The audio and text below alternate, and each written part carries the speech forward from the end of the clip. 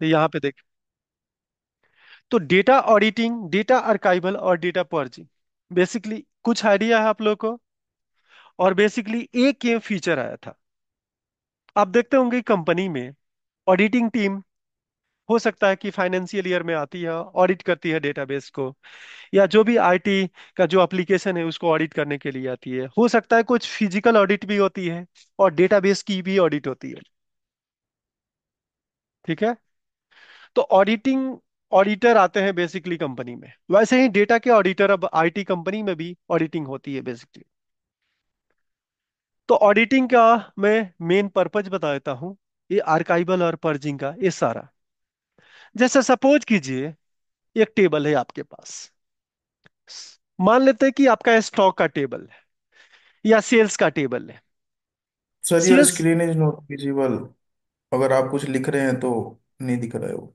नहीं नहीं मैं लिख नहीं रहा हूं बेसिकली, मैं स्क्रीन पे स्लाइड पे हूं मैं भी। ठीक है, अभी दिख ओके रहा है। ओके। ओके। ठीक है सर, ठीक है तो ठीक है। ऑडिटिंग में अगर बात करूं, सपोज कीजिए कि मेरे पास वेबसाइट है। वेबसाइट वाले क्या करते हैं कि कोई एक स्पेसिफिक यूजर किसी पेज, पेज लेवल पे जाता है, जैसे होम पे गया, सर्विस पेज है, हो सकता है कि कोई प्रोडक्ट को व्यू किया amazon.com, हो सकता है कि व्यू किया, कार्ट में ऐड किया, फिर रिमूव किया, फिर ये सारी एक्टिविटी करते हैं। जैसे हो सकता है कि प्लेस करने भी ऑर्डर गया लेकिन पेमेंट नहीं किया, बैकआउट हो गया। हो सकता है कि वो पेमेंट में इशू आया, बैकआउट हो गया। तो ये सारे इंफॉर्मेशन किसी टेबल में वो क्या करते हैं, रिकॉर्ड करते हैं। इसको बोलते हैं ऑडिटिंग। तो कल के डेट में जैसे मैं बात करता हूं कि अमेजन पे आज आपने गए और हो सकता है आपने एक माउस सर्च किया, और कल के डेट में आप देखते हैं कि माउस आपके सामने स्क्रीन पे आ जाता है। जब भी अमेजन को ओपन करते हैं तो सजेस्ट करता है कि these are like a item, favourite item for you. हो सकता है कि वो सजेस्ट करता है कि ये आइटम आपने किया था, सर्च किया था, और उसी को लिस्ट आउट बार बार करता है। हो सकता है कि आप कभी कभी ये भी देखते होंगे कि आपके जो ब्राउजर है उस पे भी, ब्राउजर पे भी जो आपने सर्च किया एक बार मैटर, वो बार बार आने लगता है। तो आता क्यों है कि वो सब कुछ ऑडिट होता है, आपका हर एक्टिविटी को ऑडिट हो कर रहा है, हर इंफॉर्मेशन को टेबल के अंदर स्टोर किया जा रहा है। ओके। तो इस ऑडिटिंग में क्या होता है कि जैसे मेन टेबल हमारा हो गया और एक ऑडिट टेबल हुआ, अब हम जितने भी क्लिक कर रहे हैं, जितने भी पेज को स्विचिंग कर रहे हैं, वो सारे इंफॉर्मेशन सेव हो रहा है कि बंदा कौन सा प्रोडक्ट सेलेक्ट किया, कौन सा पेज में था, कौन सा यूजर है, किस टाइम किया, पेमेंट गेटवे के लिए ट्राई किया लेकिन पेमेंट नहीं आया, तो क्यों नहीं आया, कहाँ पे रह गया बंदा। तो सारी ऑडिटिंग एक टेबल में होती है। अब सपोज कीजिए कि एक बंदा, एक यूजर जाता है और ये सारी एक्टिविटी करता है, तो हो सकता है कि 100+ एक्टिविटी वो करेगा, और 100 से अधिक रिकॉर्ड आपका कैप्चर होगा टेबल के अंदर। जब टेबल के अंदर इस हिसाब से डेटा एक बंदे का कैप्चर हो रहा है, तो कितने यूजर है गूगल पे, कितने अमेजन पे, कितने जितने भी ई कॉमर्स वेबसाइट पे, सारे उनकी ट्रैकिंग हो रही है टेबल पे। टेबल की साइज ग्रो होने लगती है। इस ये जो एक्टिविटी होता है, हर एक्टिविटी को ट्रैक करना ऑडिटिंग है। आपके केस में मैं बताता हूं सीक्वल डीबीए के केस में क्या है। सीक्वल डीबीए के केस में रवि ने लॉग इन किया सीक्वल सर्वर पे, आज शिफ्ट स्टार्ट किए, लॉग इन किए, मैंने स्टार्ट टाइम उसको नोट करके एक फाइनली ऑडिट कर लिया एज अ डीबीए। मैं सुपर एडमिन हूं, मैंने एक इंफॉर्मेशन लॉग किया और मैं मैनेजमेंट को भेज दिया।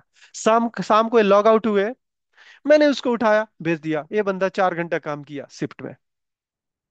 तो ये सारे इंफॉर्मेशन मैंने क्या क्या काम किया, किस डाटाबेस पे किया, कौन सा मेंटेनेंस प्लान चलाया, क्या प्रोसीजर, क्या ट्यूनिंग किया, ईच एंड एवरी एक्टिविटी भी ट्रैक किया जाता है। जैसे मान लीजिए कि डेवलपर आया, डेवलपर डेटा डिलीट करता है, ट्रंकेट करता है, जो कुछ भी करता है, एज अ डीबीए आपकी रिस्पॉन्सिबिलिटी है कि कौन सा काम कर रहा है, उसका पूरा एक्टिविटी आपको ट्रैक होना चाहिए। तो ऑडिट टेबल में ये सारे कुछ ट्रैक ट्रैक करेंगे बेसिकली, रिकॉर्ड करेंगे। जैसे मैंने अल्टर किया तो अल्टर में क्या कॉलम ऐड किया, अल्टर वाला स्क्रिप्ट मैंने कैप्चर किया, ड्रॉप किया तो ड्रॉप वाला स्क्रिप्ट कैप्चर किया, अपडेट किया तो update, new value, old value सारा कैप्चर किया। ओके। तो ये ऑडिटिंग की पार्ट हो गया। कल के डेट में मैं बात करता हूं कि जो मैंने अमेजन पे पूरी मूव किया, पेज पे, कार्ट पे, आइटम पे, रिव्यू देखा, सब कुछ चेक करने के बाद ये डेटा ह्यूज हो गया, हो सकता है कि एक महीने के बाद मुझे पता लगा कि मेरा data near about 500 GB one table audit table का हो गया। अब ऑडिट टेबल ओवरलोड हो गया और कोई एनालिसिस करने के लिए आता है कि ये बंदा कौन सा प्रोडक्ट, सपोज कीजिए रवि ने एक प्रोडक्ट माउस खरीदा, तो रवि क्या वो माउस बाई कर चुके हैं, या अभी तक कार्ट में ही है, और या अभी उसी को सर्च कर रहा है। वो पूरी स्टैटिस्टिक ऑडिट टेबल से वो कैप्चर करेगा और पता करेगा क्या स्टेटस है, या ऑर्डर टेबल से चेक करेगा ये परचेज कर चुके हैं क्या। तो जब ऑडिट टेबल को जाके एनालाइज करता है एनालिसिस के लिए कि क्या इसको क्या सजेस्ट करना चाहिए, तो उसके लिए मुझे पता ये लगता है कि मेरा परफॉर्मेंस अब डिग्रेड हो गया, क्योंकि शुरू में तो 5 GB था, 10 GB था, 20 GB था, अब now table audit size is 500 GB। तो अब मेरा परफॉर्मेंस खराब हो गया। तो उस डेटा को, अब मान लीजिए कि हो सकता है वो डेटा यूजफुल हो या यूजलेस हो। अगर यूजलेस होगा तो अगला स्टेप है डाटा पर्जिंग। उसको मैं क्या कर दूंगा, डिलीट करूंगा डेटा। ओके। अगर यूजफुल है तो एक में अलग से सर्वर, आर्काइवल सर्वर होगा। आपके केस में भी आएगा परफॉर्मेंस ट्यूनिंग में, कि आर्काइवल सर्वर पे वो डेटा को मूव करूंगा जो मेरे लिए यूजफुल नहीं है। अब सपोज कीजिए कि मैं एक महीने का एनालिसिस करूंगा, एक महीने से पहले का नहीं करूंगा। तो मैं क्या करूंगा, एक महीने का रख लूंगा डेटा लाइव टेबल में, और जो एडिशनल डेटा होगा, जैसे मान लीजिए कि 11 मंथ का, वो डेटा को आर्काइवल सर्वर पे ले जाके मूव करूंगा। इट मीन्स कि करंट टेबल के अंदर, लाइव टेबल के अंदर केवल एक महीना का डाटा है, और may be it's near about 10 GB, और मे बी 20 GB। और फिर से आपको बेटर परफॉर्मेंस मिलने लगेगा। तो आर्काइवल प्रोसेस में क्या होता है बेसिकली, कि जो भी एडिशनल डेटा है, हो सकता है कि फ्यूचर एनालिसिस में चाहिए, तो उसको आप आर्काइवल सर्वर पे ले जाके मूव करोगे। ओके। अब डाटा पर्जिंग में ये कहा कि अब सपोज कीजिए कि ए डेटा, जो बंदा ये मूव किया यहां से वहां, हो सकता है लॉगिन किया, लॉगिन फेलियर हुआ, या पेमेंट गेटवे पे गया। मैं चाहता हूं कि नहीं, मुझे एक साल से पुराना ये डाटा नहीं चाहिए। तो मैं क्या करूंगा, उस डाटा को मेन टेबल से डिलीट कर दूंगा। अब सपोज कीजिए 500 GB था, अभी हो सकता है कि 10 GB में कन्वर्ट हो जाए। और जब 10 GB में कन्वर्ट हो जाए, तो बेसिकली आपका क्या होगा, आपको परफॉर्मेंस बेटर मिलने लगेगा।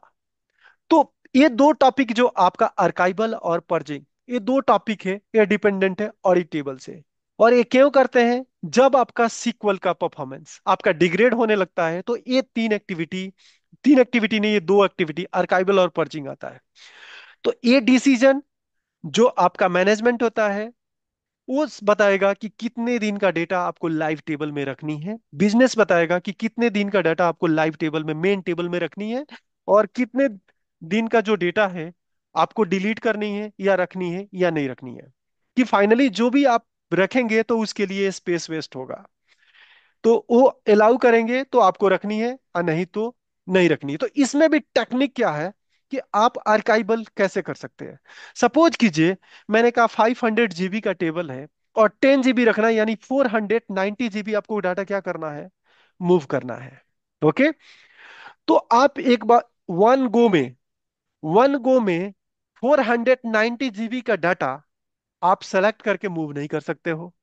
तो इसमें मेन जो टेक्निक है, इंटरव्यू क्वेश्चन पूछा जाता है कि अगर आपके पास डेटा है 500 GB, बहुत बड़ा डाटा है, और उसको लाइव बंदे यूज कर रहे हैं, तो एक बात बताओ कि आप कैसे डाटा को डिलीट करोगे।